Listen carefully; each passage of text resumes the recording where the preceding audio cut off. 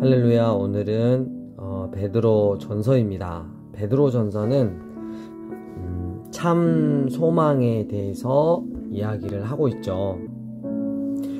우리가 야고보서를 통해서는 참 믿음이 무엇인지, 그리고 또 베드로 전서를 통해서는 참 소망이 무엇인지, 그리고 마지막으로 우리 또 요한 일서를 통해서는 참 사랑이 무엇인지 그것을 우리가 알 수가 있죠. 오늘은 특별히 참 소망, 살아있는 소망에 대해서 우리가 말씀을 간단히 살펴보도록 하겠습니다. 3절, 우리 주 예수 그리스도의 아버지 하나님을 찬송하리로다. 그의 많으신 긍휼대로 예수 그리스도를 죽은 자 가운데서 부활하게 하심으로 말미암아 우리를 거듭나게 하사 산 소망이 있게 하시며, 예수님을 죽은 자 가운데서 다시 살리셨어요. 그리고 부활하게 하셨잖아요. 우리도 죄된 우리 자아를 십자가에 못 박혀 죽이면 예수님과 함께 죽고 다시 예수님과 함께 예수 생명으로 다시 살아나는 거. 그 이유는 우리가 이 땅 가운데서 예수님을 구원자와 또 내 삶의 통치자로 주님으로 인정하면서 모시면서 영원한 하나님의 나라, 영원히 주님과 함께 살 그 나라를 소망하면서 오늘을 살아갈 수 있기 때문이죠. 그렇기 때문에 여러분, 우리가 산 소망이 있으니까 이 땅에 살면서 여러 가지 시험으로 말미암아 물론 근심은 하지만 오히려 크게 기뻐할 수 있는 이유가 있죠. 예수를 너희가 보지 못하였으나 사랑하는도다. 이제도 보지 못하나 믿고 말할 수 없는 영광스러운 즐거움으로 기뻐하니 믿음의 결국 곧 영혼의 구원을 받음이라. 왜요? 왜 우리가 기뻐할 수 있느냐? 살아있는 소망 때문에, 참 소망이 있기 때문이죠. 11절, 자기 속에 계신 그리스도의 영이 그 받으실 고난과 후에 받으실 영광을 미리 증언하여, 후에 받으실 영광. 또 12절 끝부분에 천사들도 살펴보기를 원하는 것. 여러분, 천사들이 나중에 그 목을 쭉 이렇게 길게 내밀어 가지고 우리를 보고 있어요. 저 하나님께 산 소망을 가진 누구누구가 정말로 이 세상을 참 믿음을 가지고 통과를 해서 천국 안으로 이렇게 쫙 입성하는지, 그것을 천사들도 보기를 원하는 거라 그랬어요. 여러분, 마지막 때 우리가 참 믿음을 가지고 참 소망을 가지고 예수님 닮아가는 예수님의 제자로서의 삶을 살다가 영원한 하나님의 나라에 이르렀을 때 천사들이 쟤 왔네, 정말 왔어, 야 박수 쳐주자, 정말 믿음의 흔적이 대단했어, 야 짱이야, 이렇게 해줄 수 있으면 얼마나 행복할까요? 18절, 너희가 알거니와 너희 조상이 물려준 헛된 행실에서 대속함을 받은 것은 금이나 금같이 없어질 것이 아니고 오직 흠없고 정없는 어린 양 같은 그리스도의 보배로운 피로 된 것이다. 여러분, 우리가 대속함, 죄값을 치러낸 것은 다른 어떤 게 아니라 흠없고 정없는 어린 양 예수 그리스도의 보배로운 피로 되심을 우리는 늘 고백해야 할 것입니다. 창세전부터 미리 알리신 바 되시니 그는 하나님의 약속에 근거한 우리의 그 소망이죠. 자, 23절, 너희가 거듭난 것은 썩지 아니할 씨로 된 것이니 살아있고 항상 있는 하나님의 말씀으로 되었느니라. 그럼 우리가 거듭난 게 우리의 어떤 행위로 거듭난 게 아니잖아요. 우리 살아계신 하나님의 말씀, 결코 썩지 않은 그 말씀 때문에 우리가 이렇게 진리이신 말씀이신 예수 그리스도, 우리가 그래서 거듭났잖아요. 이사야 40장 6절, 모든 육체는 풀과 같고 그 모든 영광은 풀의 꽃과 같으니 풀은 마르고 꽃은 떨어지되 오직 주의 말씀은 세세토록 있도다. 아멘. 2장 4절 하나님께는 택하심을 입은 보배로운 산돌이시니 수께 나아가 너희도 산돌같이 신령한 집으로 세워지고 예수 그리스도로 말미암아 하나님이 기쁘게 받으실 신령할 제사를 드릴 거룩한 제사장이 되어야 한다. 이러면서 우리가 너무나 잘 알고 있는 2장 9절 말씀입니다. 함께 읽겠습니다. 그러나 너희는 택하신 족속이요 왕같은 제사장들이요 거룩한 나라요 그의 소유가 된 백성이니 이는 너희를 어두운 데서 불러내어 그의 기이한 빛에 들어가게 하신 이의 아름다운 덕을 선포하게 하려 하십니다. 여러분 우리가 택하신 족속이래요. 왕같은 제사장이에요. 여러분 제사장은 다리를 놓는 사람이에요. 하나님과 예수님과 세상 사람 그 사이에 다리를 놓는 사람이에요. 다리라는 건 뭐냐면 건너갈 수 있도록 해주는 거잖아요. 아직 예수님을 모르는 사람, 그 사람들이 우리를 다리 삼아서 넘어가서 예수님을 만나게 해주는 그 복된 직분이 우리한테 있다는 것이죠. 그렇게 하는 이유는 예수 그리스도의 완전한 복음, 아름다운 덕을 선포하게 하려 하심이죠. 다리인 우리가, 왕같은 제사장인 우리가 썩음썩음하고 불안불안하고 죄 있는 모양으로 있으면 결코 그 다리를 건널 사람은 아무도 없다는 것입니다. 너희는 자유가 있다. 근데 그 자유로 악을 가리는 데 쓰지 말고 이랬어요.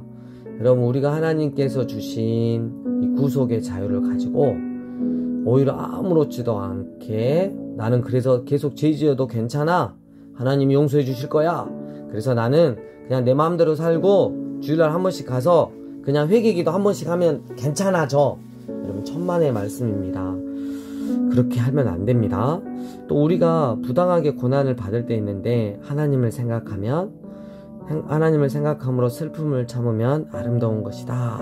그래서 죄가 있어 매를 맞고 참으면 무슨 칭찬이 있겠습니까? 근데 선을 행함으로 고난을 받고 참으면 이는 하나님께 아름다운 것이고 칭찬받을 만한 일이 되는 것입니다. 우리는 죄에 대하여 죽고 의에 대하여 살게 하려 하심이라. 사도 바울도 말했죠. 우리는 죄에 대해서 죽은 자요 하나님께 대하여는 살아있는 자로. 때문에 우리는 우리 지체를 죄의 무기로 내주지 말고 우리 지체를 의의 무기로 하나님께 드리라 라고 말씀하고 있습니다. 아내와 남편의 관계가 나오는데요. 3장 1절 아내들아 이와 같이 자기 남편에게 순종하라. 이는 혹 말씀을 순종하지 않는 자라도 말로 말미암지 않고 그 안에 행실로 말미암아 구원을 받게 하려 함이다. 이랬어요. 이게 좀 더 확대가 되면 뭐냐면 여러분 어느 누군가가 여러분이 먼저 믿었어요. 예수님을. 근데 먼저 예수님을 믿는 그 진실된 신앙생활, 믿음의 생활, 하나님을 정말 사랑하는 생활, 그리고 참 소망을 품으면서 천국을 품으면서 살아가는 그 삶을 보고 그게 다리가 되어서 구원의 통로가 되는 그런 역할을 할 수 있다는 거죠. 이거는 부부 관계뿐만 아니라 모든 사람에게도 그렇게 되는 거죠.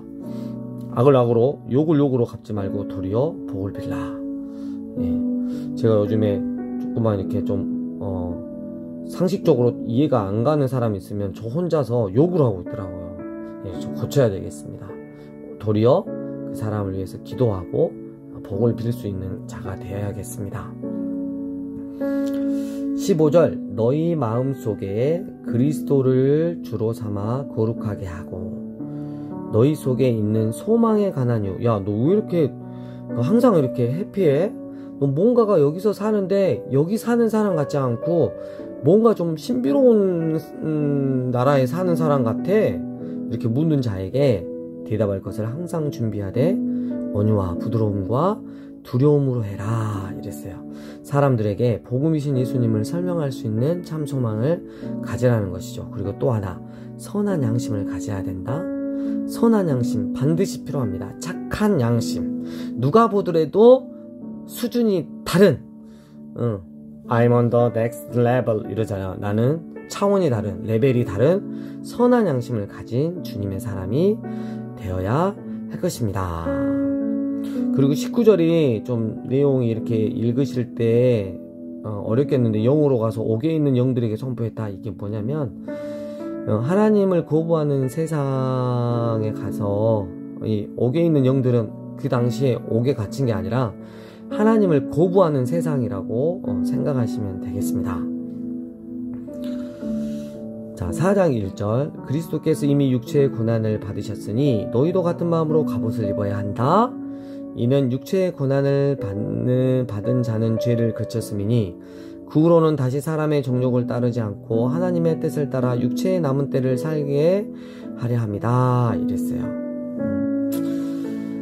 말씀의 갑옷을 입어야 합니다. 그리고 내 욕심과 내 정욕대로 살아가는 게 아니고 하나님의 뜻에 따라서 우리 육체가 정말 의의 무기로 사용되기 위해서 우리는 늘 말씀의 전신갑주를 입어야 합니다. 음란, 정욕, 술 취함, 방탕, 향락, 무법한 우상 숭배, 이방인의 뜻을 따라 우리가 죄 짓고 사는 건 지나간 대로 족하다. 근데 또 왜 죄를 지으려 그러냐, 이런 말이죠. 만물의 마지막이 가까이 왔으니 그러므로 너희는 정신을 차리고 근신하여 기도하라. 무엇보다도 뜨겁게 서로 사랑할지니 사랑은 허다한 죄를 덮느니라. 서로 대접하기를 원망 없이 하고 각각 은사를 받은 대로 하나님의 여러 가지 은혜를 맡은 선한 청지기 같이 서로 봉사하라. 만일 누가 말하라면 하나님의 말씀을 하는 것 같이 해라. 누가 봉사하려면 하나님이 공급하시는 힘으로 하는 것 같이 해라. 이는 범사의 예수 그리스도로 말미암아 하나님이 영광을 받으시게 하려 합니다. 이랬어요. 그렇죠. 늘 하나님의 은혜를 받은 자처럼 우리는 행동해야 됩니다. 그리고 하나님의 말씀을 하는 것처럼 말을 해야 돼요. 그리고 하나님이 공급하신 힘으로 말미암아 봉사를 해야 돼요. 나의 어떤 부분이 솟아나고 올라오고 자랑질 되면 안 됩니다. 12절. 사랑하는 자들아, 너희를 연단하려고 오는 불시험을 이상한 일을 당하는 것 같이 이상히 여기지 말아라. 이랬어요. 그리고 정말 버티고 견디고 이기게 하는 소망이 나오는 거죠. 오히려 너희가 그리스도의 고난에 참여하는 것으로 즐거워하라. 이 베드로전서는 희한한 게 신천지 성도들이 되게 많이 이용을 해요. 그래서 정말 마음이 어렵죠. 예수님, 우리에게 구원을 주신 예수님으로 말미암아 오는 고난에 대해서 이야기하고 있는데, 교주 이만희를 통해서 이만희 교주를 모시고 믿고 섬기는데 오는 데서 따라오는 이 고난이 마치 이 베드로 전서에서 나오는 고난으로 착각하면 안 되는 거죠. 오직 예수님입니다. 오직 예수님. 17절. 하나님의 집에서 심판을 시작하실 때가 되었나니 만일 우리에게 먼저 하면 하나님의 복음을 순종하지 아니하는 자들의 그 마지막은 어떠하며 또 의인이 겨우 구원을 받으면 경건하지 아니한 자와 죄인은 어디에 서겠느냐. 여러분, 하나님에 대해서 집이에요. 하나님의 교회에서 먼저 심판을 시작하는 거예요. 여러분 명심하세요. 그래서 만일 우리에게 먼저 하면 하나님의 복음을 순종하지 아니하는 자는 그 마지막은 그냥 볼 것도 말 것도 없다 이거죠. 근데 중요한 건 뭐냐면, 여러분 우리가 예수님을 믿는다고 하잖아요. 반드시 그 누구도 예의 없이 하나님의 심판 앞에 선다는 거죠. 그때 예수님이 내가 믿음의 길을 왔던 거, 그리고 예수님을 구원자로 믿고 부활하신 예수님을, 그 예수 생명으로 정말 예수님을 통치자로 주님으로 섬기고 살아왔는지를 그때 예수님께서 인정을 해주셔야 되는 거죠. 그럼 우리가 두려움으로 구원을 이루어 가야 할 것입니다. 5절. 하나님은 교만한 자를 대적하시되 겸손한 자들에게는 은혜를 주신다. 늘 겸손하시게요. 그러므로 하나님의 능하신 손 아래에서 겸손하라. 때가 되면 너희를 높이시리라. 근신해야 된다. 깨어야 한다. 너희 대적 마귀가 우는 사자와 같이 두루 다니며 삼킬 자를 찾으니 너희는 믿음을 굳건히 하여 그를 대적하라. 여러분, 믿음에 있어서 아주 갓난아이가, 어린아이가 되면 사단의 밥이 되기 쉽죠.